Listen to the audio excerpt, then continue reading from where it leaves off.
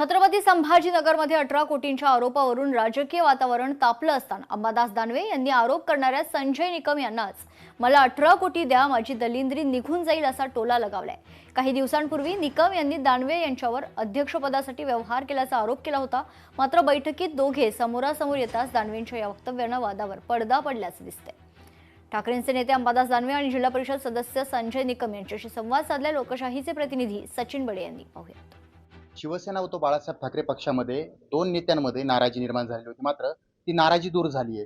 काही दिवसांपूर्वी नेते अंबादास दानवे यांनी एक आरोप केलेला होता की काही सदस्य हे भाजप सोबत गेले। तर दुसरीकडे या सदस्यांनी देखील आरोप केलेला होता की अंबादास दानवे यांनी अध्यक्षपदासाठी 18 कोटी रुपये घेतले। परत आता तुम्ही एक आरोप केलेला होता, मात्र आता ते मिटलंय सर्व काही, नेमकं काय वाद होता? पहा, मी आरोप असा केला होता की काही सदस्य भारतीय जनता पार्टीबरोबर गेले होते, असा मी आरोप केलेला होता।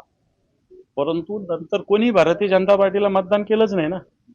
आम्ही जो पक्षादेश दिला होता 9च्या 9 लोकांनी तटस्थ राहायचं, कोणालाच मतदान नाही करायचं, 9च्या 9 लोकांनी तो आदेश पाळला। त्याच्यामुळे मी त्याच्या आधी जे बोललो असेल 2 जणांचा तो विषय संपलेला आहे ऑलरेडी। त्यांनी कोणीच भारतीय जनता पार्टीला जे काही माझं ज्या 2 लोकांविषयी, त्यात संजय पाटील असेल आणि आमच्या त्या ताई होत्या त्यांच्याविषयी आरोप केले होते। मी हे सत्य मी मानतो ते, परंतु तसं काही झालं नाही। त्यामुळे मी त्या आरोपाने मी माघार तर घेतलेलीच आहे, परंतु आमच्या सदस्यांनी पक्षाचा जो आदेश होता त्याचं तंतोतंत पालन केले, त्यामुळे मला असं वाटतं तो विषय संपलेला। बरं, तो विषय संपला असं म्हणतायत तुम्ही। यांच्यावर एक गंभीर आरोप केला होता अध्यक्षपदासाठीच 18 कोटी रुपयांचा, आणि त्यांनी मागाशी तुम्हाला मागितले पण, तर तुम्ही माझे 18 कोटी दिले तर माझी दलिंद्री जाईल असं म्हणाले होते। काय आता विषय काय झालाय, आदल्या दिवशी दादांनी आरोप केल्यामुळं आम्ही तो माझ्यावर आरोप झाल्यामुळं मग मी तो गैरसमजातून तो आरोप त्यांच्यावर केला।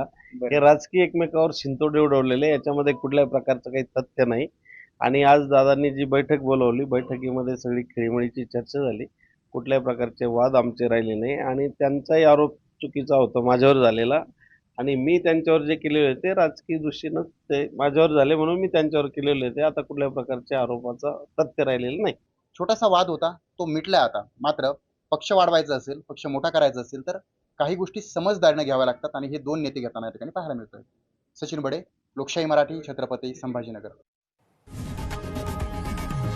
लोकशाही मराठी ऐका, पहा, जागरूक